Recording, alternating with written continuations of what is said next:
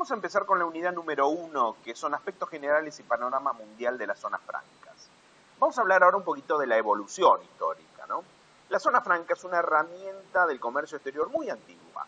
Hace 2500 años los comerciantes de China y de las localidades del Mediterráneo consideraron de utilidad contar con ciudades, áreas y mercados donde se ejerciera el comercio libremente, con un régimen totalmente diferente al resto del territorio.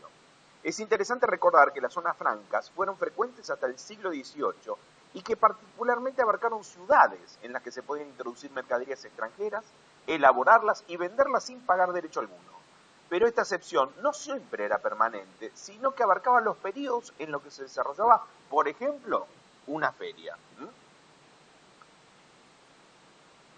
En la década posterior a la Segunda Guerra Mundial, los países tenían como una de las principales prioridades la expansión comercial, y por ello empezaron a surgir e iterarse nuevas áreas de libre zonas francas. Por ejemplo, en el Líbano en 1948, Panamá en 1948, Uruguay en 1949, Angola en 1950, Libia en 1959. Y después, en las próximas décadas, comenzó a tomar importancia el desarrollo del sector industrial para la exportación. O sea, al principio se desarrollaban zonas francas meramente comerciales y después se empezó a desarrollar zonas francas industriales para la exportación. La primera experiencia en ese sentido se desarrolló en Irlanda, en el aeropuerto de la ciudad de Shannon, y luego fue ampliada a Taiwán en 1965, Corea en 1971, Malasia en 1971 y a la isla Mauricio y de la República Dominicana, entre otros lugares donde se desarrolló. Shannon se han convertido en el modelo de la zona franca industrial y de este modo comenzó a surgir la segunda enumeración de la zona franca estructurada en actividades industriales de exportación. Entonces después ya se empezaron a clasificar también teniendo en cuenta los lugares donde estaban radicadas las zonas francas. Por ejemplo, las zonas francas en Estados Unidos son conocidas porque vuelcan todo lo producido hacia el mercado interno. Las zonas francas o las maquiladoras en Centroamérica y el Caribe están hechas a propósito para abastecer al mercado norteamericano. Las famosas maquilas en México, las maquilas en Centroamérica, mano de obra barata, armadoras, que todo lo producido hace que vaya principalmente al mercado americano. En África, las zonas francas que hay especialmente abastecen al mercado europeo.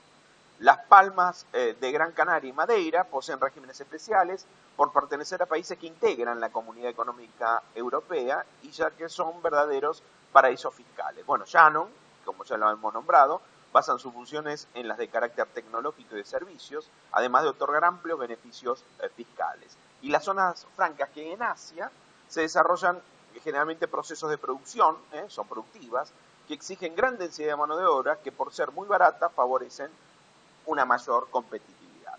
Y así fue como se definió y empezó a entenderse hoy lo que es la zona franca. La zona franca es un pedazo de territorio, ciudad, puerto, parte de él, neutralizado aduaneramente, como si fuera un pedacito, una porción de territorio extraño al territorio que lo abarca, territorio exaduanero.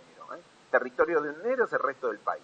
Esa zona específica, territorio exaduanero, donde tienen accesos los transportes, tienen libres acceso y todas las mercaderías de cualquier naturaleza y origen pueden ser descargadas, depositadas, manipuladas, transformadas y exportadas sin ninguna formalidad ni restricción y sin deber por ello derechos de aduana. No tienen derechos aduaneros, con excepción cuando se quieren introducir al interior del país que las alberga o a cualquier otro país diferente. Es parte del territorio de un Estado en el cual las mercaderías que en ella se introduzcan se consideran generalmente como si no estuvieran en el territorio aduanero respecto de los derechos e impuestos a la importación y no están sometidas al control habitual de la aduana.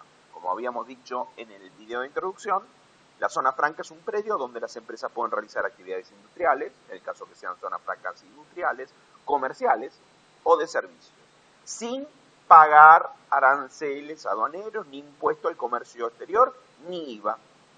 Son esencialmente áreas del territorio nacional consideradas exaduaneras, exentas de impuestos nacionales, tasas y derechos aduaneros y libres de limitaciones de cualquier naturaleza.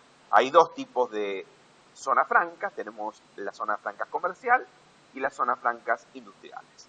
En la zona franca comercial se pueden realizar tareas de descarga y almacenaje de las mercaderías sin cumplir ningún tipo de formalidad arancelaria, en espera de su eventual transporte o de su reexportación o bien de su importación. Piensen que en las zonas comerciales, como pasa en la actualidad, usted deja la mercadería depositada el tiempo que haga falta, hasta se exhibe, y se nacionaliza cuando se necesita. O sea, se importa y se pagan los derechos cuando se necesita. Porque muchas veces la gente importa, tiene un montón de stock y paga los derechos de forma anticipada y capaz que el uso que le da no es de corrido, no es regular. Entonces está perdiendo plata porque tiene que erogar la plata en forma anticipada. Acá no.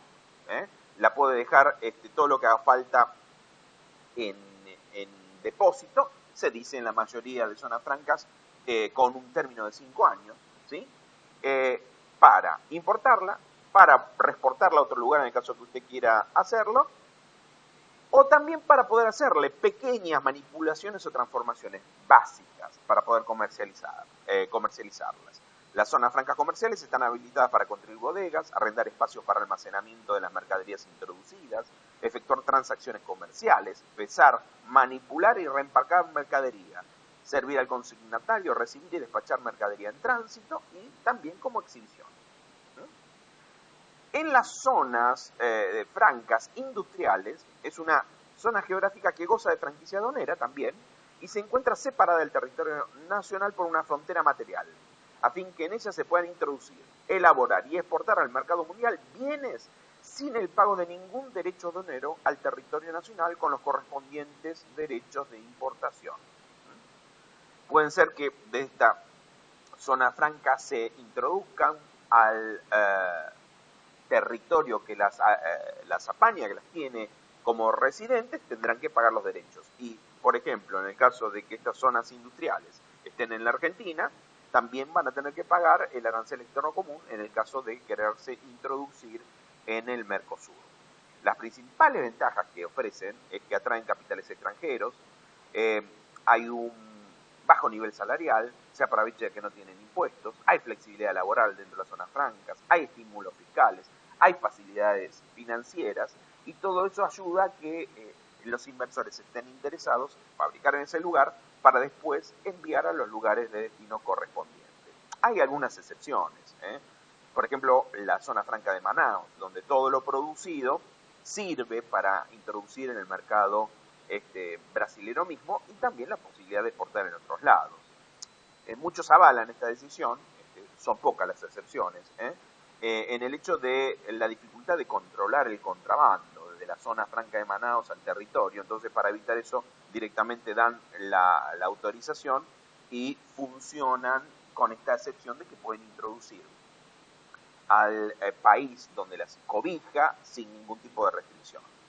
No es la idea de este concepto de zona franca. Es así que, por ejemplo, ya lo vamos a ver, en la zona franca de La Plata está prohibido el ingreso de los productos fabricados, excepto que sean bienes industriales que nosotros no fabriquemos en el territorio. O sea, directamente está prohibida la introducción. La idea es que se puedan exportar a otros países, inclusive a los del Mercosur. Por eso, lo de Manaos es una excepción, no es la regla. Entonces, la idea es aprovechar el territorio de una zona franca, fabricar sin impuestos, con facilidades, con todos temas logísticos, facilidades financieras, para colocar en otros países, ¿sí? La zona franca en sí elimina básicamente distorsiones impositivas. Fíjese un caso concreto para que lo termine de entender. Un exportador localizado en el territorio nacional, cuando vende o exporta, tiene desgravado el IVA, ¿sí? Pero cuando está en el proceso de producción y compra insumos, tiene que pagar el IVA. Entonces queda esa diferencia. Entonces, ¿qué tiene que hacer? Tiene que solicitar al Estado que lo devuelva con todos los trámites engorrosos que eso significa. Esta cuestión en la zona franca no va. Directamente compra sin IVA y todos los servicios básicos como telecomunicaciones, energía eléctrica, agua, placas, ya vienen exentos de impuestos nacionales y provisionales. No tiene que pedir el reintegro de los impuestos, ¿sí? También brindan las zonas francas un importante servicio logístico que permite abaratimiento hasta el 30% de los costos de todas las empresas que exportan o importen. Los servicios que presta este tipo de emprendimiento van desde la exhibición, el embalaje, el almacenamiento, el packaging de mercadería, hasta sofisticados servicios de teleconferencias y línea de montaje industrial. ¿eh?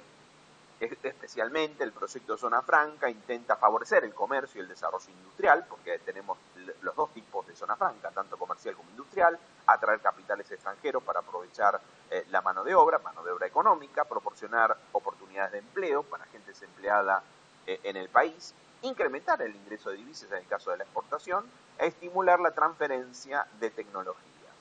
En la Argentina, como bien habíamos adelantado, las mercaderías elaboradas en las zonas francas argentinas no pueden ser comercializadas en el mercado interno, ni siquiera abonando los derechos de importación.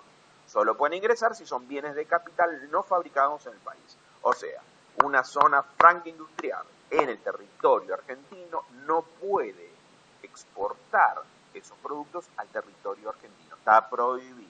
Estamos hablando de zonas francas productivas e industriales. Solo pueden ingresar si son bienes de capital no fabricados en el país. Se está analizando una excepción para poder comercializar dentro del país huésped un 10 o un 20% de lo producido, por supuesto pagando los derechos. Y igual, esa mercadería producida, en el caso de que se quiera enviar a un país del Mercosur, tendrá que abonar el arancel externo común para poder ingresar.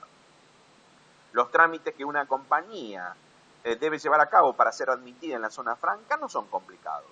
Se debe presentar una carta de intención al ente administrador del emprendimiento especificando los planes que tiene uno a corto plazo, mediano y largo.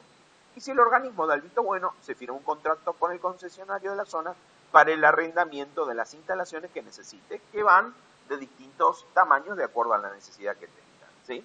Ese es el concepto básico de cómo opera una zona franca. Yo creo que con estos conceptos ya nos vamos interiorizando del uso, de las ventajas que vamos a profundizar en el próximo video, como para que ya vaya pensando y decir, bueno, este instrumento me sirve, ¿cómo lo puedo utilizar yo en mi proyecto de internacionalización de mi empresa?